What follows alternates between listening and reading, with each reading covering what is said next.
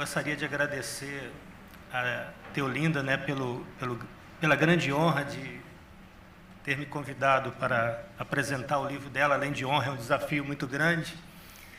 Mas eu queria fazer um pequeno depoimento de como eu conheci a obra da Teolinda Gerson, muito antes de conhecê-la pessoalmente. No início dos anos 80, em Brasília, onde eu morei por 28 anos, eu comecei a frequentar, lá com meus 19, 20 anos, a editora e a livraria de um português chamado Vítor Alegria, que viria a ser meu primeiro editor lá em Brasília. Vítor Alegria é daqui do interior de Portugal, ele é da região de Arouca, foi colega do Zé Carlos de Vasconcelos e do Fernando no Porto. Eles eram donos de se não me engano, de uma livraria na década de 60, e tinha um jornal, editava, parece que uma revista literária, e o Vítor foi para Brasília, né, fugindo do salazarismo. Ele era um militante comunista, inclusive ele esteve aqui há poucos dias, está com 84, 85 anos, e foi para o Rio de Janeiro e veio a construção de Brasília. Ele se mudou para Brasília no período da construção, e lá se tornou-se o primeiro editor e o primeiro livreiro da capital da República. O Vítor Alegria criou um espaço inicialmente chamado Livraria Encontro, que ficava no subsolo do Hotel Nacional, no início de Brasília, e dali, e naquele ambiente, ele reunia a esquerda pensante do país, né, principalmente aquela que chegou em Brasília, junto com a equipe do Niemeyer e do Lúcio Costa para construir a cidade inventada por Juscelino Kubitschek, e ali criou-se um ambiente de discussão política, porque o Brasil já vivia um processo de acirramento da crise econômica antes da ditadura, e esse espaço se tornou um espaço referencial em Brasília. E nessa época, inclusive, o Vítor conta que frequentou a livraria, o espaço dele, o professor Agostinho da Silva, que tem uma grande importância para o Brasil, esse grande filósofo português que viveu no Brasil há alguns anos, foi fundador, juntamente com outros intelectuais, da Faculdade de Letras da cidade de Assis e de Araraquara. E essa legião de intelectuais, escritores que saíram do Rio de Janeiro, mudaram para a nova capital do Brasil, em torno do Vítor Alegria, se constituiu um grupo de afirmação, de resistência e de frontalidade naquele momento do país.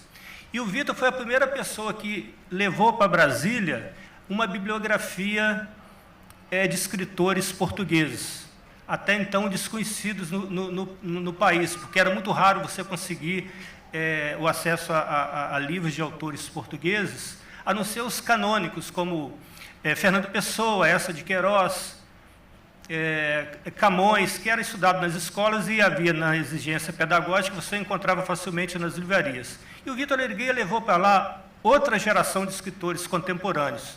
E eu fui conhecer o Vítor Alegria quando eu me mudei para Brasília, em 1979, né? Eu fui com 18 anos para lá, fiz concurso para a Caixa Econômica Federal, onde eu trabalhei durante 35 anos como bancário, depois na área jurídica, e eu comecei a frequentar a livraria do Vítor Alegria, que já tinha um outro nome, porque em 79 ele já não tinha livraria Encontro, porque ela tinha sido invadida na época da ditadura, em 64, porque lá havia um movimento, geralmente aos sábados, de encontro de intelectuais de esquerda para discutir as questões sociais do país, né? Havia um movimento efervescente de luta política, e a livraria foi invadida, ele foi preso, foi torturado, ele fugiu da ditadura salazarista portuguesa para ir para o Brasil, depois veio a ditadura militar em 64, ele foi uma das vítimas, fecharam a livraria Encontro, todo o acervo dele foi jogado no lixo, né? Foi confiscado pela Polícia Federal e pelo DOI-CODE,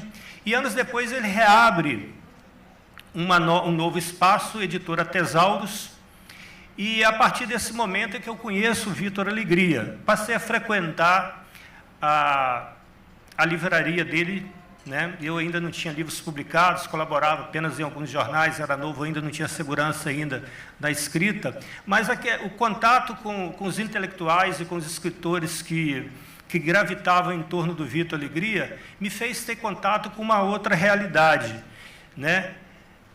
E que realidade era essa? Era o meu interesse de buscar na literatura portuguesa outros nomes que não fossem os nomes canônicos que a gente conhecia e que era objeto de estudo nas escolas, como eu já citei. Fernando Pessoa, né? Camilo Castelo Branco, Camões, etc. e tal. E nessa época, eu nunca me esqueço, um dia estávamos reunidos lá, e eu falei, Vitor, você traz muitos livros aí de Portugal e tal, eu gostaria de conhecer alguns livros. Isso era mais ou menos 1985, 86. E aí ele falou assim, olha, eu sei que você gosta muito de ler Fernando Pessoa, está sempre com o livro de Fernando Pessoa, mas eu vou te mostrar que Portugal tem outras literaturas, e literatura de gente viva. E aí eu nunca me esqueço, um dia ele me trouxe um livro do Fernando Namora, O Trigo e o Joio, e ele me mostrou, ele falou assim, eu quero te dar um livro que é de um grande brasileiro, mas que é mais português do que brasileiro, que foi para Portugal com 6 anos da idade, Carlos de Oliveira, Uma Abelha na Chuva. E aí ele me trouxe um monte de livros. E aí estava lá o Cassiano Nunes, professor de literatura, filho de portugueses, pioneiro em Brasília, da fundação da Universidade de Brasília, amigo do Agostinho da Silva, e com ele foi colega de cátedra também, né? E aí ele me trouxe um livro, e aí eu falei assim, eu não conheço essa autora. Ele falou assim, é uma das grandes autoras, é uma jovem escritora portuguesa, era em mais ou menos 84. E ele me deu o livro O Silêncio, da Teolinda Gerson. Foi o primeiro contato que eu tive com a obra da Teolinda Gerson. Ele trouxe esse livro, ele falou assim, eu estive em Portugal há pouco tempo e tal, e eu trouxe alguns livros de lá. E ele trouxe o livro, eu me lembro do Nuno Júdice, um livro de poesia, porque o Cassiano era especializado em poesia, em literatura portuguesa e brasileira, essencialmente estudioso de poesia, e ele me trouxe o livro da Teolinda, e foi o primeiro contato que eu tive com a obra da Teolinda. E eu achei muito engraçado, porque eu achei aquele nome, eu falei, esse nome é de uma poesia, esse nome é um nome diferente, né? A gente conhece a de Olinda, a gente conhece outro, mas Teolinda, olha que nome, Teolinda, né? Teolinda Gerson. Eu falei, esse é um nome, o nome em si já é um nome literário. E aí foi o primeiro contato que eu tive com a obra da Teolinda Gerson. E anos depois, né, já morando em São Paulo, eu frequentava muito a biblioteca Mário de Andrade, lá, a biblioteca no centro de São Paulo. A Teolinda morou no Brasil, morou em São Paulo, conhece. E um dia eu estava procurando autoras portuguesas, né? Aí eu, conversando lá com o pessoal e tal, uma pessoa me mostrou, assim, mostrou lá Maria Velho da Costa, Maria Teresa Horta, e aí estava a Teolinda Gerson lá junto.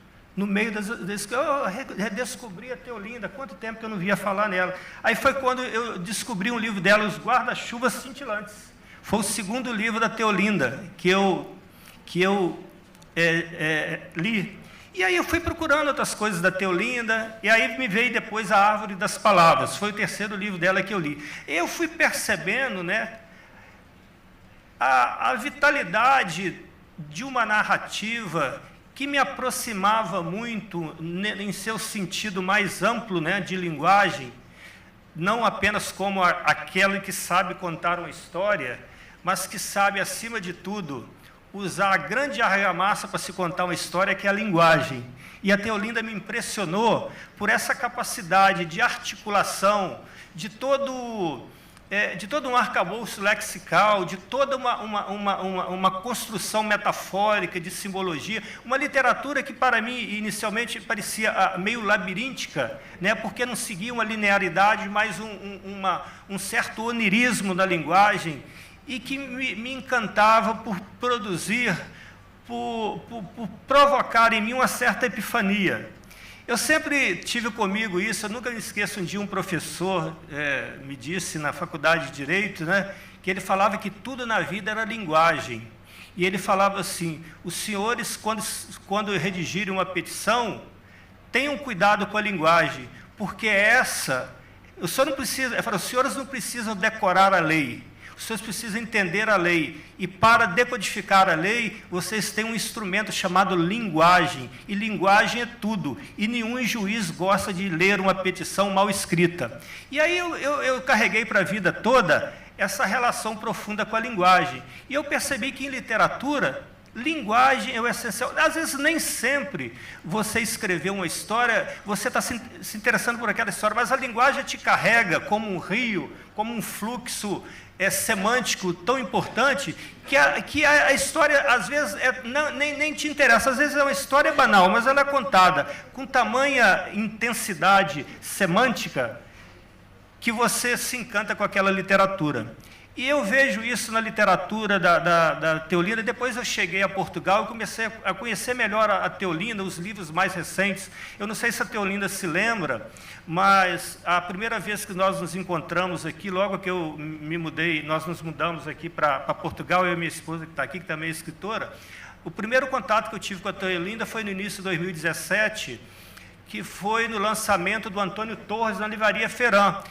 E quando eu morava em São Paulo, eu já tinha tido um contato com a Teolinda, através de e-mail. Ela foi muito generosa, eu mandei um livro para ela na época, o Dicionário de Pequenas Solidões, um livro de contos, que foi até editado pela Língua Geral, que é uma editora que o Agualusa criou no Brasil e durou uns 5 anos, e ela foi muito generosa, me respondeu, e eu mantive um certo contato com ela por e-mail, mas nunca nos tínhamos conhecido, e eu me apresentei a ela nesse dia, e ela se lembrou dessa nossa troca de e-mails, né? Nessa nossa breve relação virtual. E aí, a partir daí, eu comecei a adentrar mais no trabalho da Teolinda Gerson, os livros mais recentes, e a cada vez mais eu vi a atualização, né, a confirmação daquilo que eu vi na literatura dela.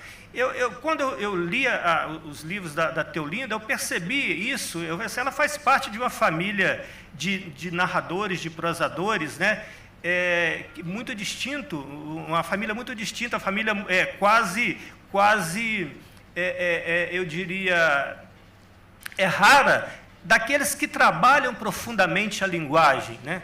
E aí eu comecei a ver uma certa interseção entre o que a Teolinda escrevia e a Clarice Lispector e a Lígia Fagundes Telles, em 2 sentidos.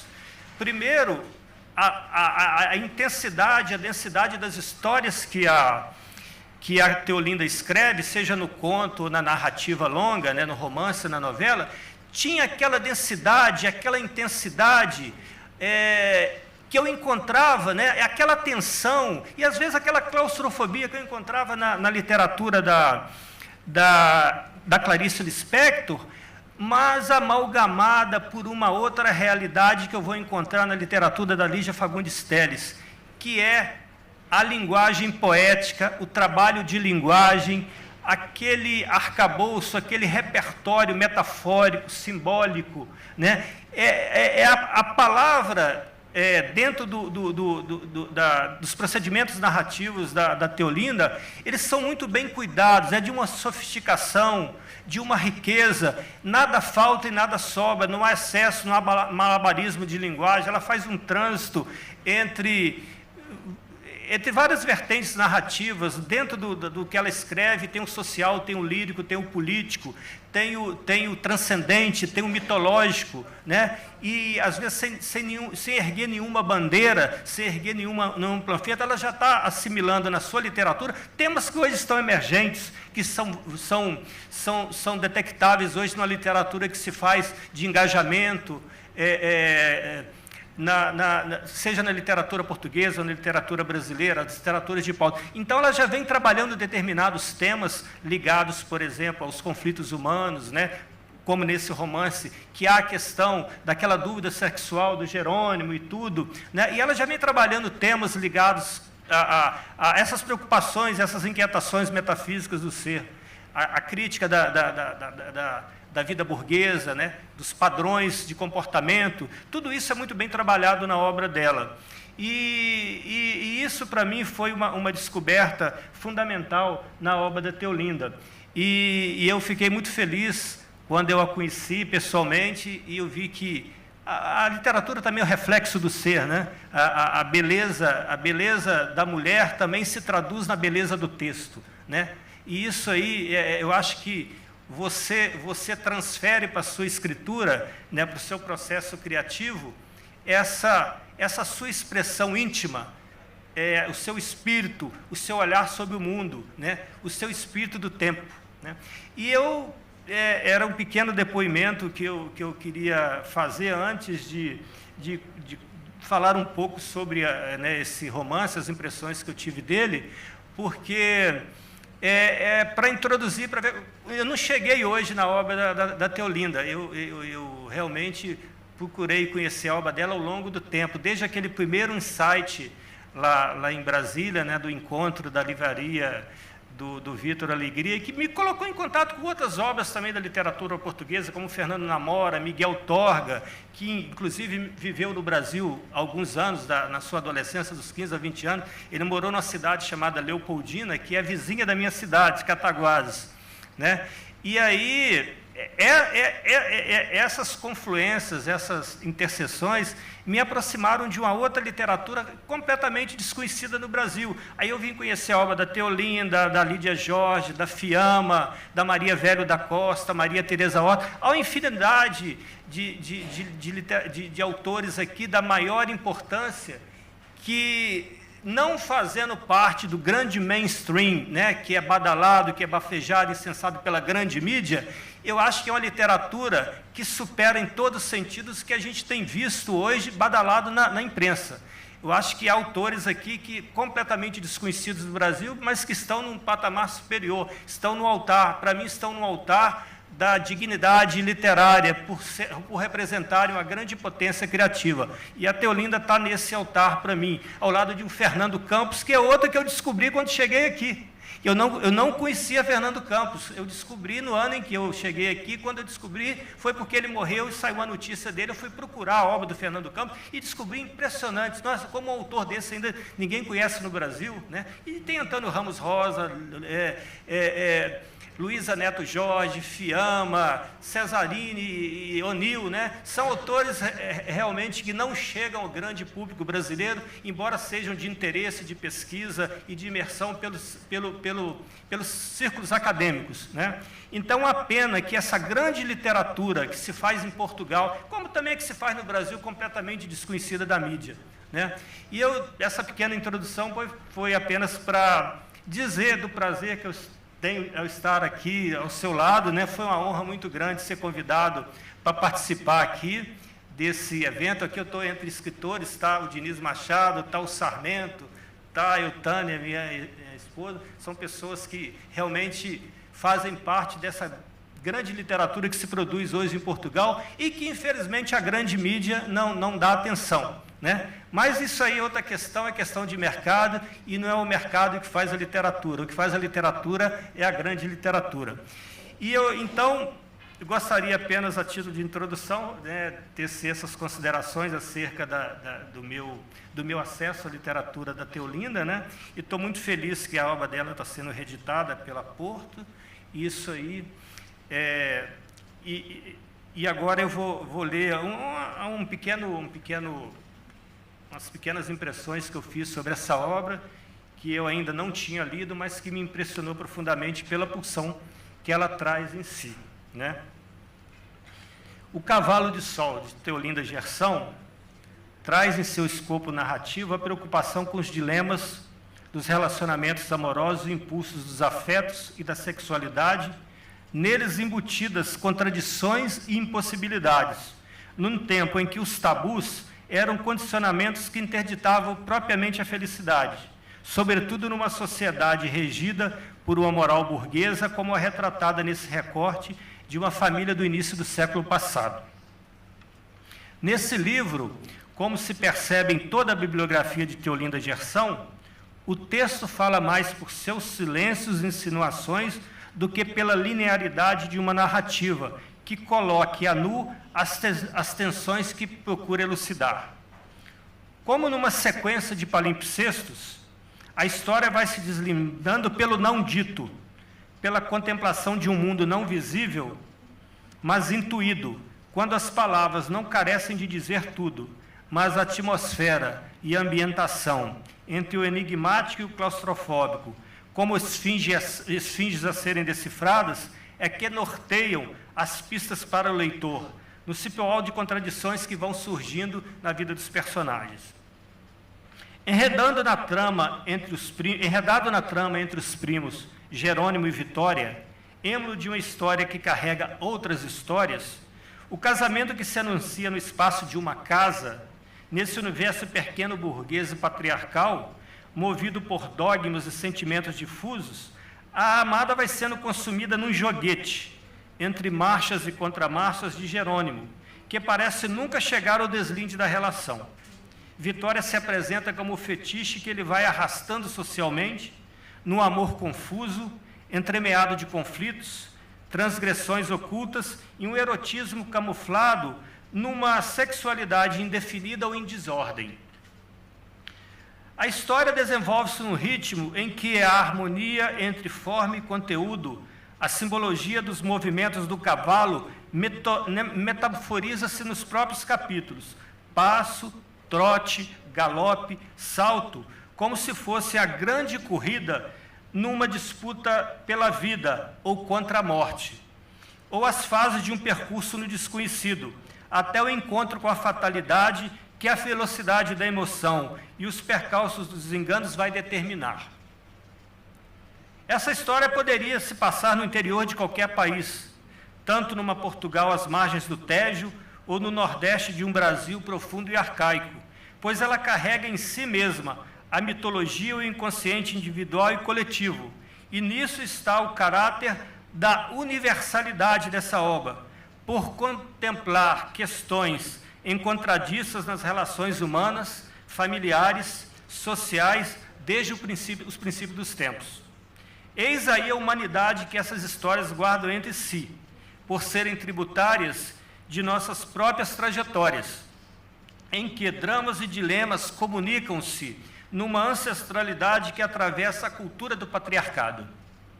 Vitória, que tem no cavalgar o prazer de seus próprios sentidos, o da busca, o da libertação dos guantes opressores, que representaria o casamento compulsório com o primo, simbolicamente, esse cavalgar espelha o desejo de transgressão a uma autoridade.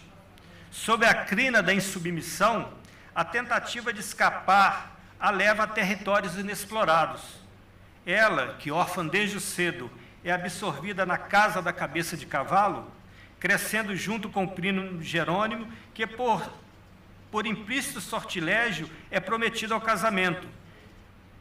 É ferida de morte em sua própria identidade. A sua autonomia como ser social e como mulher é atingida. Sorrateiramente, ela sabota essa imposição, reconhece-se afetada por ambiguidades insolúveis. É nas saídas para cavalgar que o poder dominador e narcísico de Jerônimo sobre ela é ameaçado, pois nas suas deambulações pelos campos, o seu mundo imaginado não tem fronteiras, não há controle sobre seus pensamentos nem sobre seus gestos. Ela sabe que seus desejos e sonhos são a força propulsora de sua insubordinação, pois o que mais sonha é poder, abre aspas, mergulhar no ribeiro, descer até o fundo e encontrar a cidade, mesmo que tivesse de morrer por amor disso, fecha aspas. E não pode alcançá-lo sem romper com as pressões intrínsecas ou extrínsecas que a demovem de seu intento.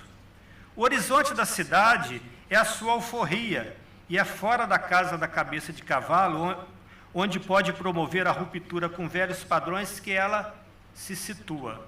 Não quer mais ser joguete nas mãos do primo, nem ser fera adestrada pelos seus caprichos, ou continuar inerte e apagada, ser violentada pela negação, ou caricatura da vida que poderia ter sido e não foi.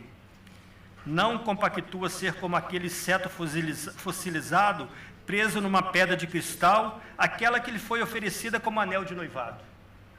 Por isso cavalga, confronta-se não apenas seus temperamentos que se chocam, mas com a realidade do entorno, onde outras figuras vão intercedendo nas relações, como o jovem Amaro, seu outro amor, que tem dissensões com Jerônimo.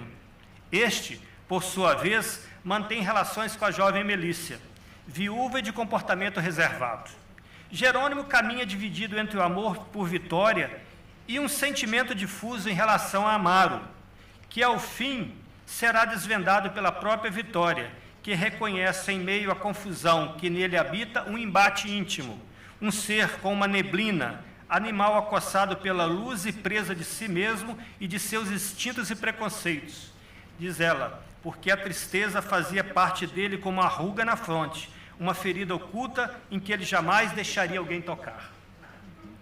No deslinde da história, ao fugir da opressão como um Sísifo a carregar sempre a mesma pedra, num gesto de autoimoração para fugir do cárcere interior e jogar-se na última arena que aguardava, quando o último movimento do cavalo ensaia o salto para a libertação, para desatar as algemas e romper as amarras que o prendiam a um segredo que o desestabilizava, diz a narradora.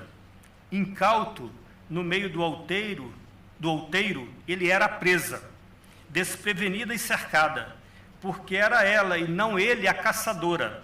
Avançava inexorável como um sol, acirrava os seus próprios cães contra ele e eles dilaceravam-no. E o seu corpo desmembrado era espalhado aos quatro ventos, mãos, pés, braços, sexo, cabeça, tronco, pedaços soltos, perdidos por valados e montes. Ela lançava luz nos seus olhos e forçava-o a enfrentar o que ele nunca aceitava ver, que detestava as mulheres e não queria nenhuma. Por isso teria de morrer, soube. Ela avançava contra ele e trazia-lhe a morte, no instante em que o sol nascia. Assim Amaro o viu, caído por terra, manchado pelo sangue do tiro que disparara contra si, os olhos voltados para o sol e abertos. E como tudo poderia ser escandido a partir de uma frase que Jerônimo, um dia sentado à mesa, escreveu: toda a minha vida foi um equívoco. Assim, em seu rompante alucinado, no último e avassalador gesto, o salto sem trapézio sobre o abismo, este o espelho de seu vazio existencial, e como se incorporasse às asas de Ícaro, o cavalo derrete-se sob o sol inclemente da verdade.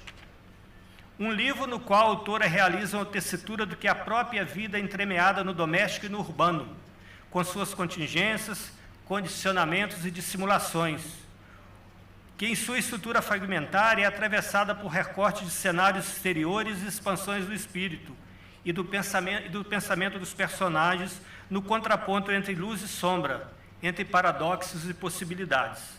A linguagem que se instaura entre a leveza e a densidade, no apuro da forma e na decodificação de seus signos, vai traçar o perfil de uma vivência entre muros, numa casa que é símbolo das lutas internas, da problematização das instabilidades interpessoais, de subjetividades conflagradas, onde as angústias existenciais são prementes, em que valores rígidos contrastam com desvios e instintos reprimidos, em que fantasmas e obsessões, antagonismos, contradições e ambivalências forjam um retalho de antíteses, de inviabilidade, de inadequações entre os seres, tudo para culminar numa ruptura trágica.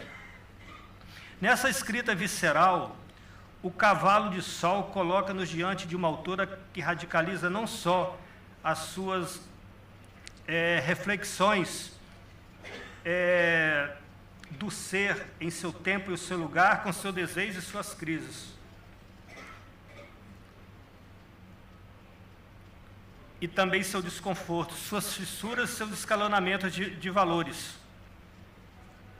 seus mimetismos morais, que às vezes recusam a liberdade, mas também é uma escrita preocupada com a função da própria arte em tempos tão distópicos e disruptivos.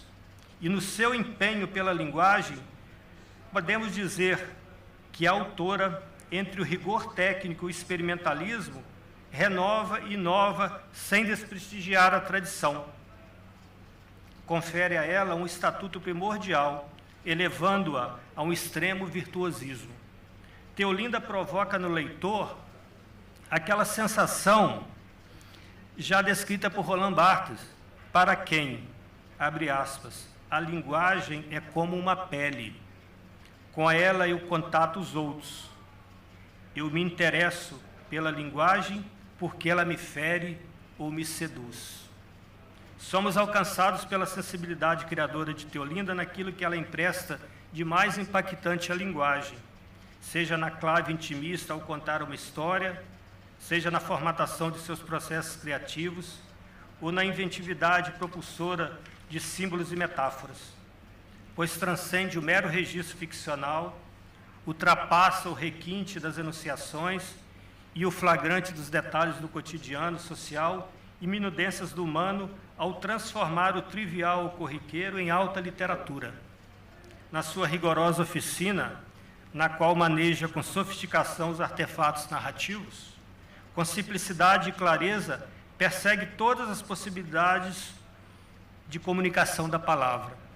O que ressalta nessa gestação fecunda de sua lavra é que não há contradição, mas que há uma simbiose profunda entre o dionisíaco e o apolíneo na sua escritura, na sua dialética criativa, o prazer e a emoção que nasce de sua engenharia textual, sob o influxo do próprio caos subjacente às percepções ou experiências sensoriais.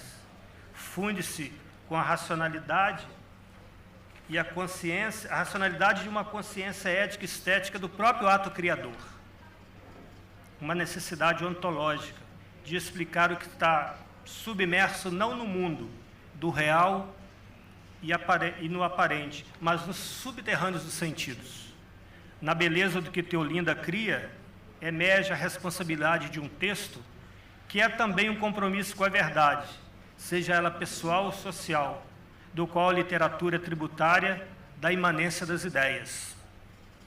E a autora, na força gravitacional de suas histórias, ao dar voz aos sentimentos acutilantes de seus personagens, à espessura de suas angústias, no vigor exploratório de tantos mundos líricos ou oníricos, de outros cenários, conflitos, dores e delícias, esse prisma de inquietações que contornam o escreviver, seja no seu íntimo ou na alma de suas criaturas, realiza aquilo que sempre estamos a prospectar, no vórtice do insondável, no iceberg de nossas mais esconsas perplexidades, lançando suas bateias no garimpo desse imenso aluvião que é o inconsciente e o imaginário, reduto para um olhar transcriador.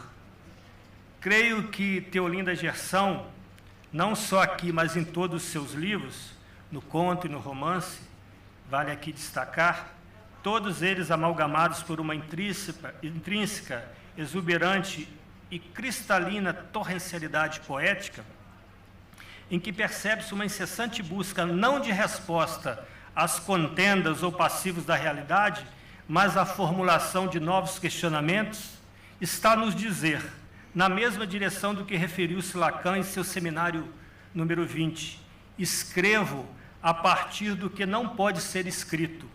Essa é a energia vital que confere à sua literatura o seu estatuto de verdadeira obra de arte.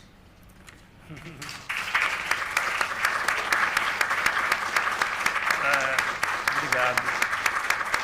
Eu peço desculpa a Teolinda por não ter sido mais imersivo, porque a obra dela merece um mergulho mais profundo que em 1 hora, em 2, não dá para você expandir, né? Mas, em linhas gerais, foi o que eu percebi, né? Eu tenho percebido ao longo da leitura das suas obras, né? Desde os primeiros livros até agora, e também das suas intervenções, artigos e tudo, né?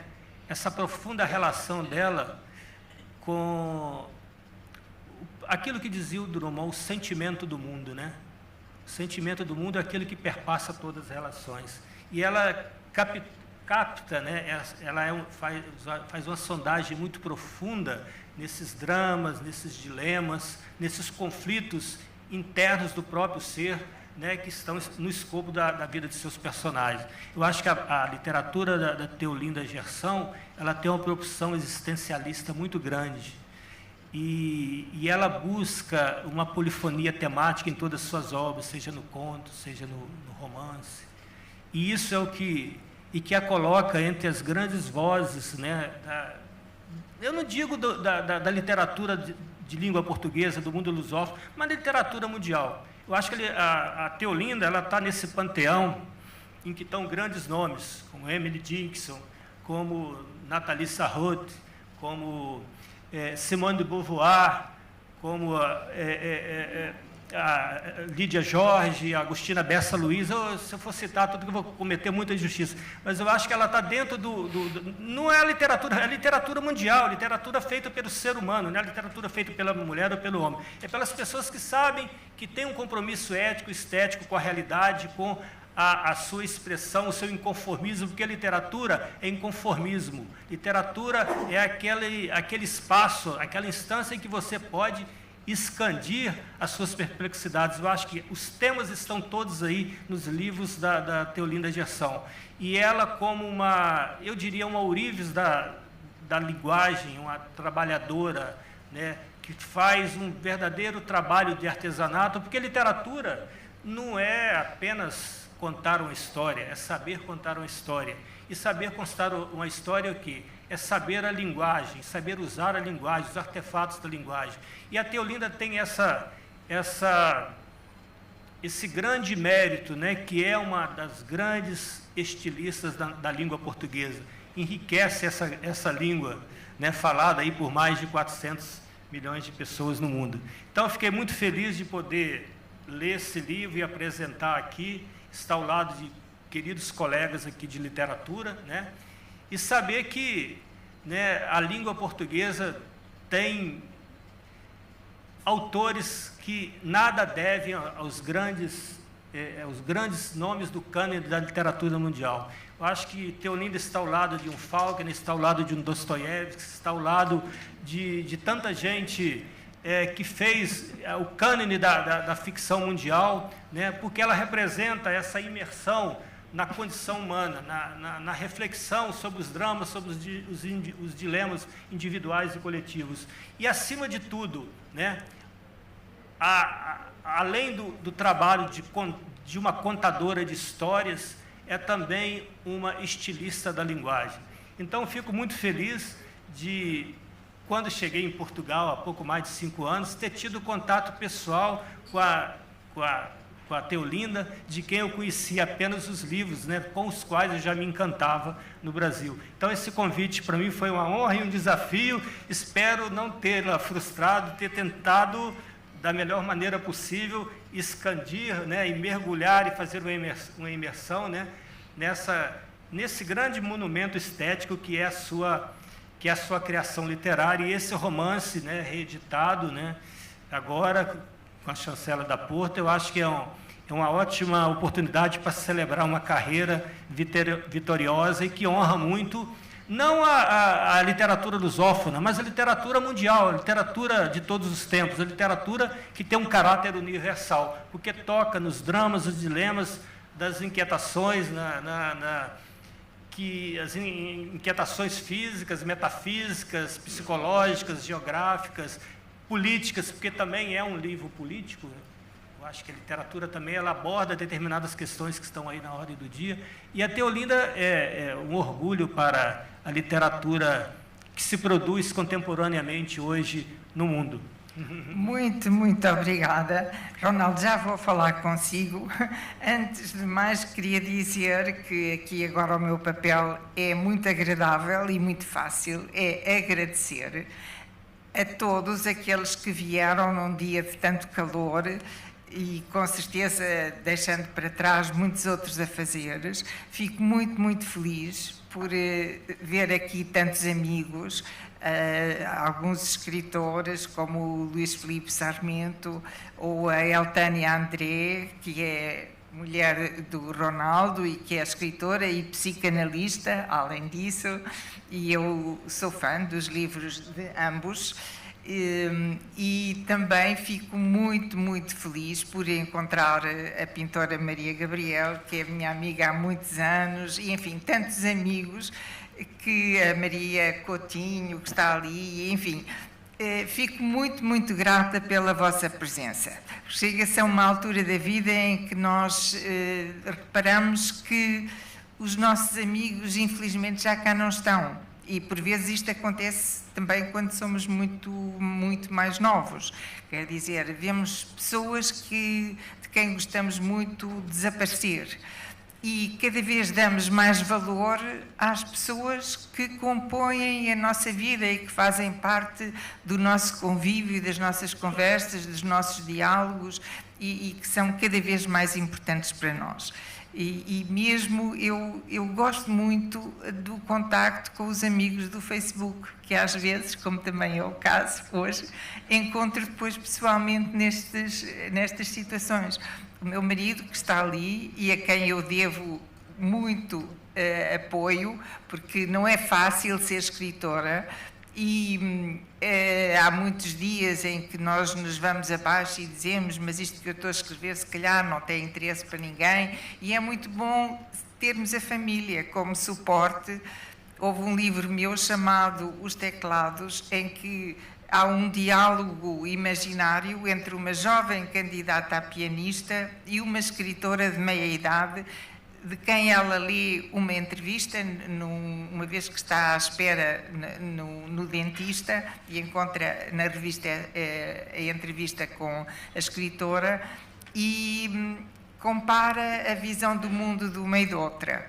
E ela, que é muito jovem e está muito sozinha, pensa, mas a escritora foi esperta, porque nesta fotografia, atrás dela, há crianças a brincar na relva, há um cão, há um homem ao seu lado, portanto ela construiu um porto de abrigo e eu não tenho nenhum. E o livro acaba com ela pensando, se eu chegar a uma sala vazia, eu vou na mesma sentar-me e tocar, porque uma pessoa que tem alguma coisa a comunicar aos outros vai fazer isso, com o risco de tudo e contra tudo e todos. É isso que vai fazer, porque sente que foi para isso que nasceu.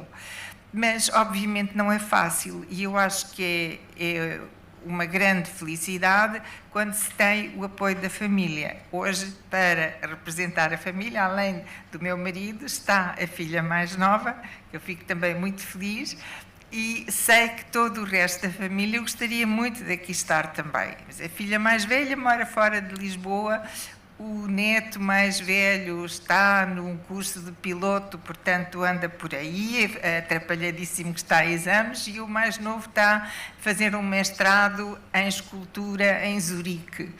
Mas é muito bom saber que nós os deixamos voar, desde logo a mãe deles, o pai infelizmente já não está entre nós, e faz-nos muita falta a todos, mas eles estão bem e seguem as suas vidas e estão felizes, e acho que isso é o mais importante que todos nós como pessoas podemos desejar. Em relação agora à escrita, eu fico gratíssima à FNAC, que nos acolheu aqui e que normalmente dá atenção aos meus livros. Eu reparo nisso porque, como moro perto, passo aqui muitas vezes, também passo na Bertrand e também vejo, mas acho que a FNAC, esta FNAC, as outras não sei porque nunca lá entro, normalmente tem os meus livros nas bancas, o que nem sempre acontece. E agradeço imenso ao Vasco David, da Porto Editora, que é o meu editor, e que sempre deu imenso apoio aos meus livros e que gosta dos meus livros e da minha escrita, e à Vera, que atura muitas vezes as minhas aflições. Perdi um texto, não sei o quê, como é que isto se faz? Já resolvi.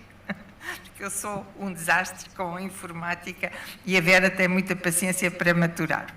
Bom, e agora gostava de agradecer de uma maneira muito, muito, muito especial ao Ronaldo Cajano, que é um grande escritor brasileiro, de cujos livros eu gosto muito, e que é também um excelente crítico literário. Eu já tenho lido artigos que ele escreve em jornais brasileiros sobre vários autores, e acho que ele realmente é uma pessoa que pertence profundamente ao mundo da literatura, que é o dele, e da Eltânia também. É uma pessoa muitíssimo preparada, com uma enorme cultura e uma enorme sensibilidade, porque ele entra muito profundamente nos livros e tem uma atenção imensa, e eu sinto-me muito feliz e muito bem compreendida nas palavras dele e em tudo o que ele disse. Claro que ele exagerou muito quando fez aquelas comparações com os escritores, os grandes escritores mundiais. Não aspiro a nada disso. Penso que quero fazer o meu trabalho o melhor que eu souber e puder, não estou preocupada com mais nada. Obviamente gosto de ser lida, porque nós escrevemos para as paredes, escrevemos para encontrar eco, possivelmente em alguém, e eu disso não me posso queixar, porque de facto tenho recebido ao longo da vida e-mails e cartas e testemunhos de muitos leitores que se identificam com os livros, e às vezes até me dizem: isto foi a história da minha vida, tem imenso a ver comigo, eu identifico-me com o que você escreveu, etc. Portanto, isso para mim é uma grande alegria. E gosto também de pensar que cada vez mais o Brasil e Portugal deixaram de estar, ou estão a deixar de estar, de costas voltadas. Estivemos séculos, penso eu, de costas voltadas. A literatura brasileira não chegava cá, a nossa não chegava lá. Ainda hoje, aliás, no Brasil há umas malditas barreiras alfandegárias que fazem com que os nossos livros lá cheguem a um preço proibitivo, e muitas vezes não chegam. E muitas vezes estão pirateados em sites, em plataformas clandestinas. Eu muitas vezes encontro livros meus inteirinhos para ler em PDF na net. E livros que até estão publicados no Brasil, e queixo-me logo, porque acho que, enfim, que isso é uma fraude. Mas aqui também acontece, obviamente, mas como o Brasil é muito maior e tem muito mais população, acontece mais vezes lá.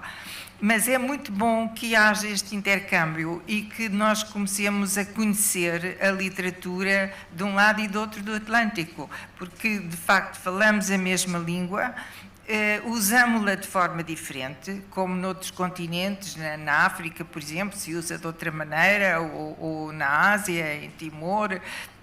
Portanto, a cada geografia corresponde uma variante da língua.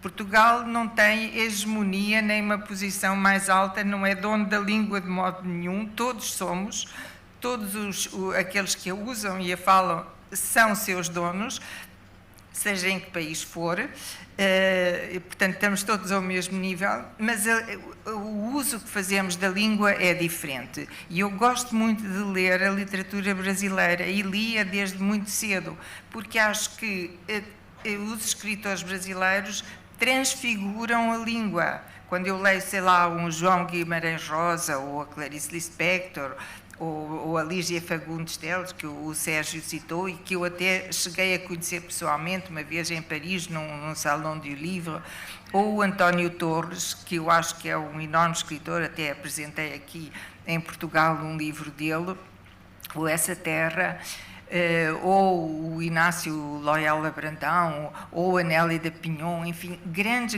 escritores que eu conheço bem, porque eu sou apaixonada pela literatura brasileira. Acho que ela alarga os meus horizontes e mostra uma forma de usar a língua que me abre perspectivas novas também.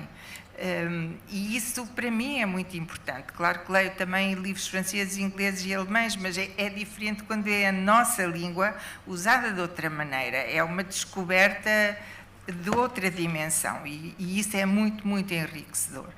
Que eu fico gratíssima ao Ronaldo por ter aceitado o meu convite, à Eltânia por estar também presente, e a todos vocês que aqui estão e que me deram muita alegria na vossa presença. Muito obrigada a todos.